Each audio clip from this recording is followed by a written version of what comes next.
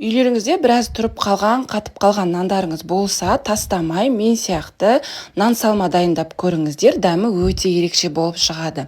Ең алдымен етімізді қуырып аламыз. Етіміздің өзінің суы тартылғанша дейін қуыратын боламыз. Суы тартылғаннан кейін дәл мен сияқты ортасына пияздарыңызды салып, пиязды қуыратын боламыз.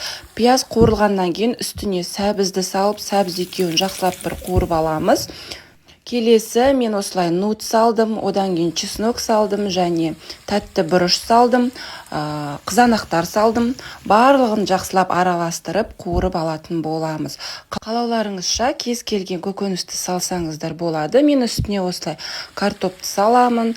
Өзімнің қалауымша дәмдеуіштер, тұзын, бұрышын салып, үстіне суды құйып, енді картопымыз піскенше бетін жауып, баяу отта пісіретін боламыз.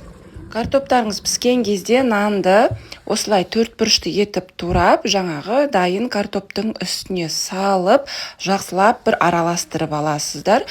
Бетіне қалауларыңызша әртүрлі ас көк сепсеңіздер болады, жуа, пияз турап та салсаңыздар болады, дәмі ерекше болып шығады. Осымен біздің нан салмамыз дайын, дәмі өте ерекше болып шығады. Әрі үйіңізде қатып қалған, тұрып қалған нандарыңыз болса, ысырап та болмайды. Рецепті сақтап алып, міндетті түрде жасап көріңіз.